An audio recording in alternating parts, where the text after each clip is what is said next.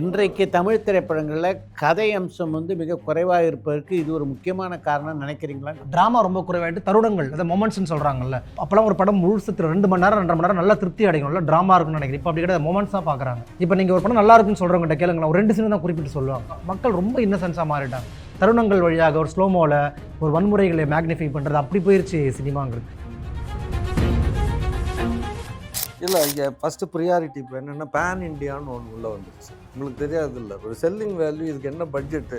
So அப்படி போகிறப்ப இப்படிப்பட்ட ஒரு கதைக்கு இப்படி பண்ணுபவருக்கு யாருக்கு டைரக்ட் புது டைரக்டரை கொடுத்துருவாங்களா? இதுக்கு நடுவில் ரைட்டர் எங்கேயோ இருக்கிறான்றேன். இப்போ ப்ரியாரிட்டி எங்கெங்கேயோ இருக்குது, என்னென்னமோ இருக்குது. இதில் எங்கே ரைட்டர் தயாரிப்பாளர்களும் படிப்பவர்களாக இல்லை, டைரக்டர்களும் படிப்பவர்களாக இல்லை. அப்புறம் வாசிப்பு தன்மையே இல்லாமல் நல்ல படைப்பு வேணும், நல்ல படைப்பு வேணும்னா அந்த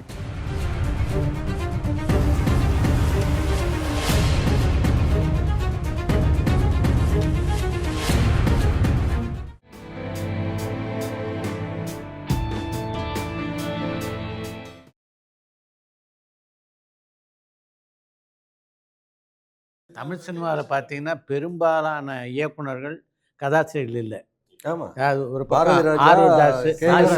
பாரதி ராஜா அளவுக்கு வேணாம், முன்னாடியே எடுத்துங்க, ஏ பீம்சிங் எடுத்துங்க, கிருஷ்ணன் மஞ்சு எடுத்துங்க, சோழமலை எல்லாருமே பார்த்தீங்கன்னா சோழமலை ரைட்டர்ட்டு வாங்குவாங்க, ஆரூர்தாஸ் வாங்கியிருக்காங்க, கொட்டாரக்காரட்டு வாங்கினாங்க. கதையை வாங்கிட்டு அதுக்கப்புறம் இவங்க டைரக்ஷன் மட்டும்தான் பண்ணுவாங்களே தவிர கதை வேற வசனம் வேற, இப்படி தான் இருந்தது சினிமா. ஒரு காலகட்டத்தில் தான் டைரக்டரே இதெல்லாம் பண்ணுன்ற ஒரு சூழல் உருவாச்சு. அதனால் நீங்கள் சொல்கிற மாதிரி டைரக்டர் எல்லாருமே கதையை யோசிக்க வேண்டிய கட்டாயத்துக்கு, இல்லை நண்பர்கள்ட்டேருந்து பேசி அந்த கதையை தான் சொல்ல வேண்டிய ஒரு கட்டாயத்துக்கு ஆளானாங்க. இது ஆரோக்கியமான சூழ்நிலையா இருக்கான்னு நினைக்கிறேன். ஆரோக்கியமான சூழ்நிலை இல்லை. நீங்கள் சொன்னது எல்லாமே என்னன்னா, எல்லாம் ஸ்டுடியோ செட்டப், ஏவிஎம் ஸ்டுடியோ, அந்த ஸ்டுடியோ, இந்த ஸ்டுடியோ இருந்து ஸ்டுடியோ செட்டப்பில் ப்ரொடியூசர் டைரக்டர் யாரும் சூஸ் பண்ணுவாங்க.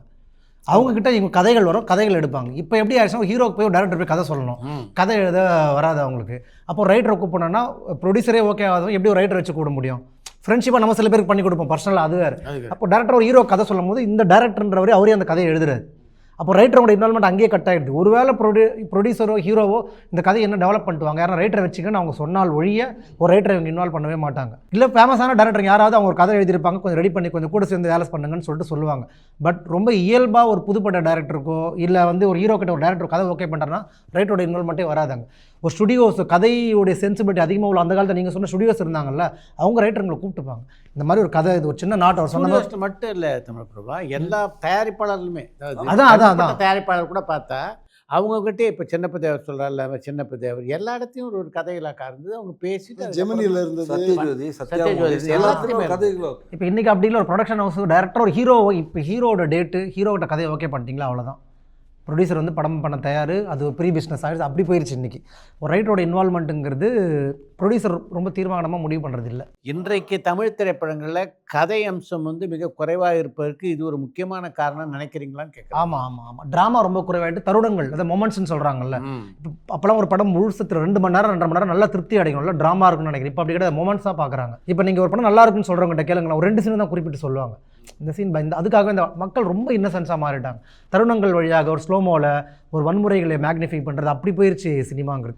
அப்போ பேரலாக அதன் வழியாக ஒரு சின்ன சின்ன படங்கள் ஹிட் ஆகுதான்னு கேட்டிங்கன்னா ஹிட் ஆகுது. அதுக்கு காரணம் ஹீரோஸ் கிடையவே கிடையாது, அந்த கான்டென்ட் தான், அந்த ரைட்டிங் தான் ஹிட் ஆகுது. சின்ன சின்ன படங்கள் இன்னைக்கு ஜெயிக்குது இல்லை. அப்படி பேரலாக பார்த்தா பெரிய பெரிய ஹீரோவுடைய படங்கள், டைரக்டர் படங்கள் அடி வாங்குது. அப்போ இந்த முறை எப்படி புரிஞ்சுப்பேன்னா, கண்டென்ட்டை மக்கள் இன்றைக்கி பயங்கரமாக வேல்யூ பண்ணுறாங்க. அப்போ பெரிய படங்களில் நீங்கள் இந்த ரைட்டரை கூப்பிட்றீங்களான்னா கிடையாது, அந்த ஹீரோட டேட்ஸ் கட்டிச்சு இந்த டேரக்டர் அந்த படத்துக்கு ஓகே பண்ணிட்டாரு, இந்த காம்பினேஷன் அப்படி போயிடுறாங்க. இல்லை, இங்கே ஃபஸ்ட்டு ப்ரியாரிட்டி இப்போ என்னென்னா பேன் இண்டியான்னு ஒன்று உள்ளே வந்துருச்சு. பேன் இண்டியன் ஃபில்ம் அப்படின்றது ஒன்று பண்ணணும். அப்போ எடுத்ததுமே இந்த ஹீரோன்னா உடனே எங்கள் செல்லிங் வேல்யூ, உங்களுக்கு தெரியாது இல்லை, ஒரு செல்லிங் வேல்யூ, இதுக்கு என்ன பட்ஜெட்டு, ஓடிடியில் என்ன, டப்பிங் ரைட்ஸுக்கு என்ன, ஆடியோ ரைட்ஸ் என்ன, தியேட்ரிக்கல் என்ன, இத்தனை வகையிலையும் எவ்வளவு பண்ணோம், ப்ரீவியஸ் என்ன பண்ணியிருக்கு, இவ்வளவு கால்குலேஷனுக்கு அப்புறம் அங்கே போகிறாங்க. ஸோ அப்படி போகிறப்ப இப்படிப்பட்ட ஒரு கதைக்கு இப்படி பண்ணுபவருக்கு யாருக்கு டைரக்டர் புது டைரக்டர் கொடுத்துருவாங்களா?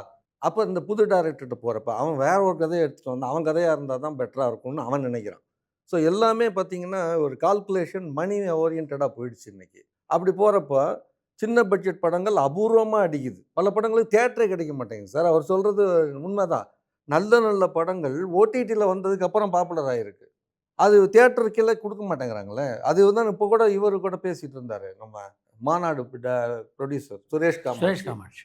அவர் எடுத்த சல்லியர்கள்னு ஒரு படத்துக்கு ஒரு ஷோ 20 ஷோ கொடுத்துருக்காங்க டோட்டல் தமிழ்நாடுக்குன்றாங்க. ஸோ நிறைய சிக்கல்கள் இருக்குது சார். இங்கே வந்து ஒரு படத்தை இன்றைக்கு தயாரித்து விட்டால் மட்டும் போதாது, அதை மார்க்கெட்டிங் அப்படின்றது தான் பெரிய ஸ்ட்ராட்டஜியாக இருக்குது. இதுக்கு நடுவில் ரைட்டர் எங்கேயோ இருக்கிறான்றேன், ப்ரியாரிட்டி எங்கெங்கேயோ இருக்குது, என்னென்னமோ இருக்குது. இதில் எங்கே ரைட்டர் தயாரிப்பாளர்களும் படிப்பவர்களாக இல்லை, டைரக்டர்களும் படிப்பவர்களாக இல்லை. அப்புறம் வாசிப்பு தன்மையே இல்லாமல் நல்ல படைப்பு வேணும் நல்ல படைப்பு வேணும்னா அந்த அதிர்ஷ்டவசமாக வருது. நல்ல படைப்புகள் வர்றதெல்லாம் அதிர்ஷ்டவசமாக வருது. இல்லை சில புது இயக்குனர்கள், அதாவது அசிஸ்டன்ட் டேரக்டராக இருந்தால் நான் டைரக்ட் பண்ண போகிறேன் சார். அவன் ஒரு ஆம்பிஷியஸாக ஒரு படம் கதை எப்பயோ படித்து எப்பயோ பண்ணி அவனை எழுதி வச்சிருப்பான் சார். அவன் எழுதி வச்சது கதை தவிர 2வது படத்துக்கு 3வது படத்துக்கு திணறான். அவங்க சில பேர் வந்திருக்காங்க சார் இந்த மாதிரி வந்து பேசும்போது அவங்கள்ட்ட நம்ம பணமெல்லாம் கேட்க முடியாது, பணமே பேச முடியாது. ஆனால் அவங்களுக்கு நம்ம நிறைய கைடன்ஸ் கொடுத்துருக்குறோம், இப்படி திரைக்கதை அமைக்கலாம்னு சொல்லிட்டு எங்களுடைய நேரத்தையும் பணத்தையும் செலவு பண்ணிலாம் அவங்களோட உட்காந்துலாம் பேசியிருக்கோம். அடுத்த கட்டத்துக்கு அவங்களால எடுத்துகிட்டு போக முடியறதில்ல. அவங்கள இதெல்லாம் ரெடி பண்ணுறாங்களே தவிர அடுத்த கட்டத்துக்கு எடுத்துகிட்டு போக முடியாமல் அப்படியே கொஞ்ச நாள் கழிச்சு பார்க்கும்போது திருப்பி அசிஸ்டன்ட் டேரக்டராக யார்கிட்டயோ போய் நிற்க வேண்டியிருக்காங்க. என்ன ஆகும்னா இவருடைய உழைப்பு இருக்குல்ல, அந்த உழைப்பு கம்ப்ளீட்டாக வீணாக போகும். உதாரணத்துக்கு ஒரு இளம் இயக்குனர் வராரு, அண்ணா இந்த மாதிரி ஒரு கதை ஒரு ப்ரொடியூசர்கிட்ட சொல்லணும், ஹீரோ டேட் கொடுத்துருக்காரு, கொஞ்சம் ஒர்க் பண்ணலாமான்னு கூட சேர்ந்து ஒர்க் பண்ணுவோம். அந்த கதையை ஒர்க் பண்ணி முடிச்சதுக்கப்புறம் அந்த ஹீரோக்கு அந்த கதை பிடிக்காமல் போயிடும், ப்ரொடியூசர் இல்லாமல் போயிடாது. ஆனால் நம்ம ஒரு உழைப்பு போட்டல அது அப்படியே வந்து வேலைக்கிறத நீராக தான் போடும். மற்ற எந்த கிராஃப்ட்டுக்கும் அந்த பிரச்சனையே இருக்குது. ஏன்னா கதை ஓகே பண்ணால் தான் சினிமாட்டோகிராஃபர் வருவார், எடிட்டர் வருவார், ஆக்டர் வருவார். இதுக்கு முன்னாடி நட்பின் வழியாகவோ இல்லை ஒரு சின்ன தொகையை வாங்கிட்டு பண்ணுவோன்னு வச்சுக்கலாம், அதுக்கப்புறம் அது நிகழாது. இது ஒன்று. ரெண்டாவது, சினிமாவில் ரைட்டிங்ன்ற கிராஃப்ட்டை வந்து எப்படி பார்க்குறாங்கன்னா ரொம்ப 3ஆம் பட்சமாக பார்க்குறாங்க. ஏன்னா ஒரு டேரக்டர் சினிமாட்டோகிராஃபர் பண்ண மாட்டார்ல, ஒரு டேரக்டர் எடிட்டிங் பண்ணுறாரா, ஒரு டேரக்டர் வந்து ஆர்ட் டிபார்ட்மெண்ட் பண்ணுறாரா, அதுக்கு ஒரு துறை இருக்குன்னு அவங்க நம்புறாங்கல்ல. இதை மட்டும் ரொம்ப சாதாரணமாக வந்து அவங்களே எழுதிடுறாங்க. நம்மளால் ஒரு ரைட்டரை ஏன் வைக்கக்கூடாதுன்னு நினைக்கிறாங்கன்னு கேட்குறேன் நான். அப்போ இந்த ப்ரெஷர் ஒரு ப்ரொடியூசரும் அதை கொடுக்கணும், ஒரு ஹீரோவும் கொடுக்கணும். ரைட்டரை வச்சுக்கோங்க, ஒரு சினிமாட்டோகிராஃபர் எப்படி கேமரா பிடிப்பாரோ, எடிட்டர் எப்படி கட் பண்ணுவாரோ, ஒரு ரைட்டர் கதை எழுதி கொடுப்பாரு உங்களுக்கு. அந்த கான்ஃபிடன்ஸை ஒரு கொலாபரேஷனில் தான் அதை நிகழும். நம்ம டைரக்டர் மேலேயும் அந்த சுமையை தூக்கி வைக்க விரும்பலை. ப்ரொடியூசரும் ஹீரோஸ்லாம் இந்த புஷ் பண்ணால் மட்டும்தான் ஒரு டிஃபால்ட்டாக ஒரு படத்துக்கு ரைட்டரும் ஒருத்தர் வேணும். என்ன கொடுத்துட்டு போகிறீங்க நீங்கள் சொல்லுங்கள். பட் ஆனால் அந்த கான்ட்ரிபியூஷன் எவ்வளோ பெருசு, அவன் தானே தருணங்களை உருவாக்குறான், நல்ல கான்ஃப்ளிக்ட்டை உருவாக்குவான்ல. எந்த துறையாக இருந்தாலும் உங்களுடைய ஊதியம் என்ன அப்படின்றத நீங்கள் தீர்மானிக்கணும், அதுதான் வந்து சரியான விஷயம் அப்படின்றாங்க. அப்படிப்பட்ட ஒரு சூழ்நிலை இன்றைக்கு எழுத்தாளர்களுக்கோ இல்லை சினிமாவில் பணியாற்றுகின்ற கதாசிரியர்களுக்கோ இருக்கா சார்? இயக்குனருக்கும் கிடையாது, நடிகருக்கும் கிடையாது சார். வெற்றி பெற்றால் மட்டும்தான் அவங்களால தீர்மானிக்க முடியும். எல்லா நடிகர்களாலையும் அவங்களுடைய சம்பளம் என்னன்னு தீர்மானிக்க முடியுமா? சக்ஸஸ் ஆகிட்டாங்க, சக்ஸஸ் ஆனால் டிசைட் பண்ணலாம். அது வரலாம் அவங்க என்ன கொடுத்தாலும் இல்லை. இப்போ நான்லாம் வந்து அது ஒரு வரமுறைக்கு வந்துட்டேன் சார். நான் வந்து இப்போ நான் ஒரு படத்துக்கு என்னன்றதை நான் வந்து ஃபிக்ஸ் பண்ணியிருக்கேன் இல்லையா, இது யார் ஹீரோ, என்ன ப்ரொடக்ஷன் கம்பெனி அப்படின்றப்போ இந்த படத்திற்கு எவ்வளோ கேட்கலாம்ன்றது எனக்கு தெரியும்ல இந்த அனுபவத்தில். கரெக்ட். இப்போ அந்த அமௌண்ட்டை சொல்லி அது ஒத்து வரலன்னா நான் அந்த ப்ராஜெக்டுக்குள்ளே போகிறதே கிடையாது. இப்போ அவர் சொன்னார்ல அந்த மாதிரி அந்த கெத்தெல்லாம் என்கிட்டையும் இருக்குது. நான் கெத்துன்னு சொல்ல இல்லை இந்த விதமான ஒரு கெத்து. ஆமாம், செக்கை வாங்கிட்டு திரும்பி கொடுக்குற கெத்து. ஆமாம், அதெல்லாம் பெரிய விஷயம். அதெல்லாம் எங்கிட்டையும் இருக்குன்ற சொல்ல வர. அது என்னன்னா இப்போ நம்ம இப்போ நானுமே அப்படி இருந்தால் கூட இதை ஒரு பொது பண்பாக வச்சுட்டு ரைட்டருங்களை பேச முடியாது. பெரும்பான்மை ஆட்களுக்கு இன்னும் கரெக்டான அங்கீகாரம் கிடையாது. இளம் எழுத்தாளர்கள் இன்னும் பயங்கரமாக எழுதுறாங்க. டிமாண்ட் பண்ணுற இடத்துல இருந்தால் தான் அதான் சொல்கிறேன். அதாவது உங்களிடம் தேடி வருகிறார்கள் அப்படின்ற பட்சத்தில் பண்ண முடியும். எனக்கு அந்த யூனிட் பிடிச்சிருக்கா அப்படின்ற சாய்ஸ் எப்போ சார் வரும்? ஒரு ஸ்டேஜ் வந்ததுக்கப்புறம் இல்லை, இது 2 விஷயத்தில் நடக்கும். ஒன்று, நமக்கு ஒரு டிமாண்ட் இருக்கிறது. 2வது விஷயம், நாம செல்ஃப் கண்டென்டடாக இருக்கும். ஆமாம், அதனால இதை தாண்டி நம்ம தேவையில்லை அப்படின்னு போது 2 சந்தர்ப்பங்களில் தான் இது நிகழும். கரெக்ட். இல்லைன்னா ப்ராக்ஸியாக எழுதி கொடுத்துட்டு போயிட்டே இருக்காங்கல்ல எவ்வளோ பேர். அவங்களுக்கு வந்து பணம் கொடுத்தா போகிறோம், அங்கீகாரமோ இல்லைன்னா பேர் கொடுக்கணுன்னோ ஒரு பெரிய மரியாதை கொடுக்கணும், இல்லை அன்றாட சாப்பாடுக்கு கொடுக்க வேண்டிய நிலைமைக்கு சில. ஆனால் இப்போ சில இளம் இயக்குனர்கள் இருக்காங்க சார், நம்ம அதை ஓவராலாக பிராண்ட் பண்ணிட முடியாது. நிறைய இளம் ரொம்ப நல்ல இருக்காங்க. இயக்குனர்கள். இப்போ நான் வந்து ஒரு 3 டேரக்டரோட ஒர்க் பண்ணேன். அவங்க எல்லாம் டெபியூ டேரக்டர் தான். ஒரு ரைட்டர் வேணும்னு சொல்லிட்டு அந்த ப்ரொடியூசர்கிட்ட கேட்டு, இப்போ துல்கர் சல்மானோட காந்தான்னு ஒரு படம், அவர் வந்து ஃபர்ஸ்ட் படம் தான் அவருக்கு. ஒரு ரைட்டர் வேணும்னு சொல்லிட்டு என்னை கேட்டு போய் ஒர்க் பண்ணார். அப்போ ஒரு டேரக்டரோட கன்விக்ஷன் ரொம்ப முக்கியம். எவ்வளோ உறுதியாக இருக்கிறார், எனக்கு ரைட்டர் வேணும் அந்த படத்தில், ரைட்டரை கொடுத்தா அந்த கதையை நல்லா சிறப்பாக சொல்ல முடியும், ஒரு கான்ஃபிடன்ஸ் வேணும் இல்லையா? சில டேரக்டருங்க அதை நிகழ்த்துறாங்க, நல்லா வாசிக்கிறாங்க. இப்போ புக் ஃபேர் நிறைய இளம் இயக்குனர்கள் நிறைய பேர் புத்தகங்கள் வாங்குறாங்க. அதாவது பவாவே எவ்வளோ இளம் இயக்குனர் தொடர்ந்து உரையாடுறாரு, வாசிக்கிறாங்க எல்லாருமே. அவங்களுடைய ஒரே நோக்கம், அவங்க நம்மளை உள்ளே கூப்பிட்டு ப்ரொடியூசர் ஒத்துப்பாரா இல்லையா? இந்த சிக்கலால் தான் நிறைய பேருக்கு வாய்ப்பு கிடைக்காது. நிறைய இளம் எழுத்தாளர்கள் நல்லா வாசிக்கிறாங்க, இளம் இயக்குனர்கள், இளம் இயக்குனர்கள். ஆமாம் ஆமாம், இப்போ ஆமாம் இலக்கிய நிகழ்வுகளுக்கு வராங்க. இப்போ அந்த மாதிரி இப்போ என்னுடைய வாசகராக சில பேர் கூட படங்கள் எடுத்திருக்காங்கன்னு வச்சுக்கோங்களேன். அப்படி ஒன்று போயிட்டு தான் இருக்குது. அதுவுமே நம்ம அந்த உண்மைதான். சைடை வந்து மறுக்கக்கூடாது. இப்போ என்ன சந்திக்கிற பல புதிய இயக்குனர்கள் அந்த கதை வந்து என்ன இம்ப்ரெஸ் பண்ணும். நல்லா இருக்குங்க பண்ணலாம். புது இயக்குனர் தான். பட் வந்து என்ன ப்ரொடியூசர் கிடச்சிட்டாங்களா அப்படின்னு. இல்லை சார் பேசிக்கிட்டு இருக்கேன் கிடச்சிருவாங்க சார். இந்த ஒரு வாரத்தில் கிடச்சிருவாங்க சார். 10 நாளில் கிடச்சிருவாங்க சார். பட் உங்கள் நேமை பயன்படுத்தலாமா சார்? நான் சார்கிட்ட சொல்லியிருக்கேன். சார் எழுதி தரேன் இருக்காருன்னு சொல்லலாமா சார்? சொல்லுங்க. அப்புறம் 6 மாதம் கழிச்சு 1 வருஷம் கழிச்சு அப்பப்போ டச்சில் மட்டும் இருப்பார். இல்லை பார்த்துக்கிட்டு இருக்கேன் சார். ஏன்டா இந்த படைப்புக்கெல்லாம் கிடைக்க மாட்டேங்குதுன்னு எனக்கு ஆதங்கமாக இருக்கும். அந்த மாதிரி இருக்குது சார். நல்ல நல்ல படைப்புகள் மிஸ் ஆகி போகுது. அது எங்கே வந்து ஓகே பண்ணணுமோ ஓகே பண்ணுற இடங்களில் தான் தவறாகுது. அது ப்ரீ பிஸ்னஸாக போயிடுச்சு சார். கம்ப்ளீட்டாக சினிமா இன்றைக்கி வந்து இந்த கதை இருக்குது, இதை வச்சு படமாக எடுக்க முடியுமா எடுக்க முடியாதானா யார் ஹீரோவாக நடிக்கிறாங்கிறத பொறுத்து தான். ஆனால் நீங்கள் ஒன்றுமே 2025 வந்த மெகா பட்ஜெட் படங்கள் சும்மா நீங்கள் ஹிட்டான படங்கள் ஏதாவது ஒன்று சொல்லுங்களேன். எங்கே ஹிட் ஆகலைல்ல.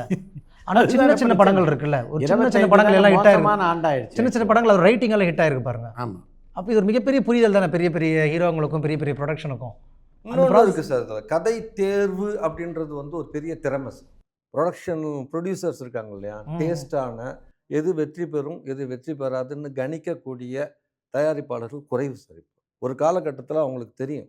அவங்களே உட்காந்து கதை கேட்பாங்க. கதை கேட்டோன்னே இது தேரும் தேராதுன்னு. அது மாதிரி எத்தனை கம்பெனி சொல்ல முடியும், எத்தனை ப்ரொடக்ஷன் சொல்லலாம். சத்யஜோதி மூவிஸில் எப்படி கதை கேட்பாருன்றது எனக்கு தெரியும். அவர் டிவி சீரியலுக்கு கூட அப்படி கேட்பார் சார். யாராவது டிவி சீரியலுக்கு ஒவ்வொரு எபிசோடாக படிப்பாருங்களா சார் ப்ரொடியூசரு? 1000 எபிசோடு வந்திருந்தாலும் 1000 எபிசோடையும் ஒவ்வொரு தடையும் அவர் அந்த சாப்டர் படிச்சுட்டு இருப்பார். அது வெளியில் வந்ததுக்கப்புறம் அது எடிட்டிங்கில் ஒரு தடவை பார்க்குறாரு. அவ்வளவு சின்சியாரிட்டி பண்ணுகிறவர் சத்யஜித் தியாகராஜன் சார். அந்த மாதிரியான இவர் ஆர்பி சௌத்ரி சார் அவரோட செலக்ட் பண்ண படங்கள்லாம் பாருங்கள், தேர்வெல்லாம் பாருங்கள். அந்த படைப்பை தேர்வு செய்கிற ரசனையும் திறமையும் ரொம்ப முக்கியமான விஷயம். இன்றைக்கி யார் சார் ப்ரொடியூசர்? பணம் இருந்தால் ப்ரொடியூசர், இல்லை பணம் வட்டிக்கு வாங்க முடிந்தால் ப்ரொடியூசர். அப்போ அந்த ப்ரொடக்ஷன் கம்பெனிக்குன்னு ஒரு மரியாதை இருக்குல்ல சார். அவன் என்ன ஃபஸ்ட்டு என்ன சொல்கிறான், அந்த ஊரில் வந்து ஒரு இது வரணும், ஒரு ரூபா தேத்திட்டு வர்றேன். இப்படிப்பட்ட ப்ரொடியூசர் தானே சார் அதிகமாக இருக்காங்க. ஸ்டாண்டர்ட் ப்ரொடக்ஷன் கம்பெனிஸ் எங்கே சார் படம்? இப்போ ஏவிஎம் ஏன் சார் படம் எடுக்கல? ஸ்டாண்டர்டான எத்தனை கம்பெனி சார் இப்போ படம் எடுக்குது? ஸோ இன்றைக்கு படம் எடுப்பவர்கள்லேருந்து ஆரம்பித்து எல்லா இடத்துலையும் பிரச்சனைகள் இருக்குது. எல்லாருக்குமே வந்து வெற்றியாக நல்ல படைப்புகளை தரணுன்றதை விட வசூல் ஆகிற வெற்றி படங்களை கொடுக்கணுன்றது தான் பிரதான நோக்கமாக இருக்குது. ஜென்ரல் புதுசாக வர்றவங்களுக்கும் ஏற்கனவே இருக்கிறவங்களுக்கும் எல்லாருக்குமே பிரதான நோக்கம் அதுதான். இதற்கு நடுவில் என் படைப்பு மூலமாக வரணும்னு அந்த ஆதங்கத்தோடு இருக்கிற நபர்கள் ரொம்ப கம்மி. அதில் ப்ரொடியூசர்ஸும் கம்மியாக இருக்காங்க, டைரக்டர்ஸும் கம்மியாக இருக்காங்க. முதல் படம் நல்ல ஒரு ஆர்டிஸ்டிக்கான ஒரு படங்கள், சூப்பரான படங்கள் கொடுத்தவர்களே ஒரு பெரிய ஆர்டிஸ்டோட கால்ஷீட் அடுத்த படம் கிடச்சிச்சின்னா அவங்களே தங்களுடைய படைப்பு திறனை தூக்கி ஓரமாக வச்சுட்டு இந்த ஆர்டிஸ்ட்டுக்கு எப்படி கதை பண்ணணும்னு மாறிடுறாங்களா இல்லையா சார்? உண்மைதான். நான் பேரை குறிப்பிடலை, உண்மைதான். அப்படி தான் நடக்குது.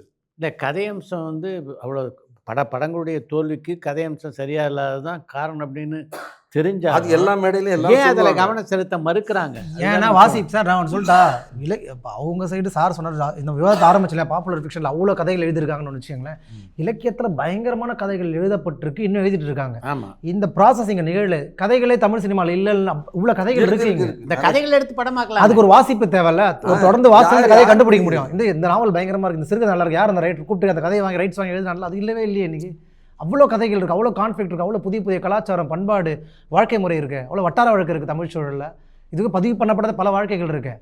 அப்போ அந்த டேரக்டருங்க அந்த கிரியேட்டர் அந்த வாசிப்புக்குள்ளே வரணும்ல, அது வராமே இல்லைன்னா கதை இங்கேயே சுற்றுது. அதனாலே ஒரு வன்முறை, அந்த வன்முறைக்கு பின்னாடி ஒரு நியாயம், அந்த கத்தி வெட்டு குத்தி எவ்வளோ நாள் இருப்போம் நம்ம. ஒரு 20 வருடங்களுக்கு முன்னாடி ஒரு 2-3 ப்ரொடியூசர்கள் நான் போய் சந்திக்கிறேன். பாக்யராஜ் சார்ட்டு நான் வெளியில் வந்த நேரம். அப்போ சந்திக்கிறப்போ அப்போ எனக்கு கதை சொல்ல வராது, நம்ம எழுதுகிறவங்க தானே. அப்போ கதை சொல்கிறதுன்றது அது பெரிய ஆர்ட். அது ஆமாம். அது எப்படி கோர்வையாக என்னால் எழுதி கொடுங்கன்னா எழுதி கொடுத்துருவேன். சொல்ல வர்றதுன்றது ஒரு பெரிய கஷ்டமான விஷயம். ஸோ நான் அப்போ சந்திக்கிற சில பெரிய ப்ரொடியூசர்ஸ் பேரெல்லாம் சொல்ல மாட்டேன். அவங்கள போய் சந்திக்கிறப்ப நான் சார் இதெல்லாம் திரைப்படங்களுக்கு சரியாக இருக்கும்னு ஒரு 5 புத்தகம் எடுத்துகிட்டு போகிறேன். அதை வாங்கி இப்படியே வச்சுட்டு இது அப்படியே ஒன்றா என்னன்னு சொல்லிடுறீங்களா அப்படின்னாரு. இல்லை சார், வாசிக்கிறப்ப அது கிடைக்கிற அனுபவமும் அப்போ அது மேலே நீங்கள் அதில் என்னென்ன காட்சிகள் இருக்குன்றதில் அது நீங்கள் நேரடியாக பண்ணுறதும் வேறு சார். நான் சொல்லும் அந்த ஒரு தயாரிப்புக்கு நான் வரல, உங்களால் நீங்கள் வாசிக்கலைன்னாலும் யாராவது உங்கள் டீமில் யாராவது வாசிக்க சொல்லுங்கள் அப்படின்னா, சரி சார் நான் படிக்க சொல்லிட்டு சொல்கிறேன். ஸோ வாசிக்கும் பழக்கம் இல்லை. அடுத்த தடவை நான் புக்கே எடுத்துகிட்டு போகிறதில்ல. படிக்கிறதுன்னா புக்கு தர்றேன் அப்படின்றது. அப்புறமா என்னென்னா பயிற்சி எடுத்துக்கிட்டேன், கதை சொல்வது எப்படி. ஸோ அதுக்கு தான் நம்ம தயாராகணும் அப்படின்னு. அவர் மாதிரி ஒரு கதை சொல்ல முடியாது. அவ்வளோ சினிமாவுக்கு சொன்னதே இல்லை சார். இல்லை மேடையில் மற்றவர் கதைகளை வந்து இதை மாதிரி அது மிகப்பெரிய ஆற்றல். இல்லை இவரை மாதிரி ரசித்து அந்த படைப்பாளி அவ்வளோ அழகாக சொல்ல முடியாது. இப்படி எழுதுனமா ஏன்னா சில திரைப்படங்களை பார்க்கும்போது அந்த டேரக்டர் என்ன நினைச்சாரோ, அந்த கதாசிரியர் நினைச்சாரோ, அதை விட இந்த படம் பார்த்துட்டு வர்றவங்க சொல்கிற கதை இருக்குல்ல, அது ரொம்ப அது மாதிரி தான் இவர். ஸோ நிறைய பேருக்கு போய் சேருது சார். ஆமாம், அந்த படைப்பு படிக்காதவங்களுக்கும் நிறைய பேருக்கு இல்லை இப்போ இவர் வாசிப்பு கம்மியாகிடுச்சு நம்ம சொன்னோம் இல்லையா, அதனுடைய மீடியம் கம்ப்ளீட்டாக டிஜிட்டலைஸாக மாறிடுச்சு. இப்போ பவாவுடைய கதை சொல்லும் முறையை ஒரு 2 ஹவர் காரில் போகிறாங்கன்னா ஒரு 3 வீடியோ போட்டால் போதும், அப்படியே கேட்டு அந்த கதையை கேட்டு அனுபவத்தையே கொடுத்துட்றாருல. எந்தெந்த நாடுகள்லேருந்து அவருக்கு வந்து அழைப்பு வந்திருக்கு, ஒரு கூப்பிட்றாங்க. ஏன்னா அவங்க கதை படிக்கலான்னா இப்போ டிஜிட்டலாக மாறிடுச்சுல, வேறு வகையில் அந்த கதையை வந்து கன்சியூம் பண்ணுறாங்க. அதுக்கு ஒரு பயங்கரமான கதை சொல்லல் தன்மை வேணும். அது வந்து பவா வந்து நீ ஒரு ஸ்டார் அவர் இந்த கதை சொல்லல அவர் ஆக்சுவலாக தமிழில். அது வந்து உணர்ச்சி பூர்வமாக பதிவு பண்ணிடுறான்றதுனால ஸோ சினிமா அவனுக்கு அப்படியே போய் சேருது. அது இவர் கூட்டிகிட்டு போன சினிமாக்கு கதை சொல்லணும். இவர் கதை முதல்ல சொல்லிட்டு தயாரிப்பாளர் சொல்லி இவர் கூட்டு போய் சொல்ல சொல்லுங்க. கதை என்னது, கதை ஒரு சொல்லுவாங்க, கதை என்னது குரல் வருது அப்படின்னு சொல்லுங்க. பிரபஞ்சன் சாரை மேடையில் வச்சுன்னு நான் ஒரு கதை சொன்னேன், பிரமாதமான கதை. அது அவர் ரொம்ப உணர்ச்சி வசப்பட்டு, சார் எவன் கதை சார் இது இப்படி எழுதிக்கிறாங்க, அவர் கதை தான் மேடையில், சார் உங்கள் கதை தான் சார் அப்படின்னு. அவர் மறந்துட்டேன் சார்ன்றாரு, எப்பயோ எழுதுன்றாரு. அதுக்கு இன்னொரு ஸ்டோரி டெல்லர் உயிர் கொடுக்கும்போது அதுக்கு பாதி ரைட்டர் அவனே மாறும். அதில் சில ரொமானிசேஷன் தேவைப்படுது சொல்லும் பொழுது. கொஞ்சம் மிகை இருக்கும். ஏன்னா அது ஒரு விதமான ஃபார்ம் தானே. அப்படியே படிக்கிறத அப்படியே படித்தா அது கம்ப்யூட்டரே படிச்சிடல. இவர் அதை சொல்லும் போது சில இடத்துல ஏற்றுவார், சில இடத்துல கொஞ்சம் மேக்னிஃபை பண்ணி சொல்லுவார், கொஞ்சம் மிகையாக சொல்லுவார்ல. அது ஒரு விதமான ஃபார்ம் தான். இது போன்ற விஷயங்கள் தான் சினிமாவுக்கு தேவை. கரெக்ட். ஒரு கதை, ஒரு இயக்குனருக்கே ஒரு கதை இருந்தால் கூட அந்த கதையை இன்னும் 2-3 கதாசிரியர்கிட்ட போகும்போது அந்த கதைக்கு திரைக்கதை அமைக்கிறதுக்கு இவரை பயன்படுத்துங்க, வசனம் எழுத்துக்கு உங்களை பயன்படுத்துங்க, இது மாதிரி 4 பேருடைய திறமையை அதில் பயன்படுத்தினா அது இன்னும் வந்து செழுமையாக இருக்குல்ல அந்த படம். அதை ஏன் பண்ண தவறுறாங்கன்றதான் நம்முடைய கேள்வி. இல்லை இப்போ சங்கரோட படங்களின் வெற்றிக்கு பின்னாடி பாலகுமாரனும் சுஜாதாவையும் இருந்தாங்கன்றது மறுக்க முடியுமா சொல்லுங்கள்? அதுதான் அவ்வளவு படத்துலையும் அந்த அடையாளம் தெரியுமா இல்லை? ஜென்டில்மேனில் பாலகுமாரன் தெரிந்தாரா இல்லையா? இல்லை, இன்றைக்கு பல பேர் சார் தெலுங்குல கூட பார்த்தீங்கன்னா பல இயக்குனர்கள் பல கதாசிரியர்கள் பயன்படுத்துகிறாங்க. நான் சொல்கிறேன், அதிகமான கான்ட்ரிபியூஷன் இருக்க படத்துக்கு தானே ப்ளஸ். நல்லது. அது ஈகோ சார், ஈகோ இருக்குன்னு பவா என்ன சொல்றாருன்னா, தமிழில் அவ்வளோ அருமையான கதைகள் சொல்கிறவங்க இருக்காங்க, ஆனால் அவங்கள வந்து பார்வைக்கே போக மாட்டேன்றமே. ரொம்ப நன்றி இந்த விவாதத்தில் பங்கு கொண்ட எல்லாருக்கும். நம்ம மீண்டும் சந்தித்து பேசுவோம். என்னென்னா இது வந்து ஒரு ஆரோக்கியமான விவாதம். சார் இது போன்ற விவாதங்களை எனக்கு தெரிஞ்சு ஒரு 6 மாதத்துக்கு ஒரு திரும்பி நம்ம பேசினா கூட பல புதிய விஷயங்களை பேச முடியும். இன்னும் நம்மளால் இந்த சினிமா உலகத்துக்கு என்ன சொல்லணுமோ அதை சொல்ல முடியும் அப்படின்னு நான் நினைக்கிறேன். சார் நானும் தமிழ் பிரபாவம் கூட சார் ஒரு கான்டெம்பரரி ரைட்டர்ஸ்க்கு கொஞ்சம் முந்தின தலைமுறை ஆகிட்டோம் சார். ஆனால் கான்டெம்பரரியாக எழுதுகிற யங் ரைட்டர்ஸ்கிறாங்க. நானே ஒரு 10 பேருடைய பேர் உங்களுக்கு கொடுக்குறேன் சார். அதில் 5 பேரை கூப்பிட்டு கான்டெம்பரரியாக தமிழ் லிட்ரேச்சரில், சிறுகதைகளில், கவிதைகளில், நாவல்களில் என்ன நடக்குது அப்படின்னு நீங்கள் பேசுனீங்கன்னா அது இன்னும் பல லட்சம் பேர் போய் சேரும். அடுத்த ப்ராஜெக்டாக நம்ம அதை பண்ணலாம். நிச்சயமாக. ரொம்ப நன்றி. நன்றி சார். தேங்க்யூ.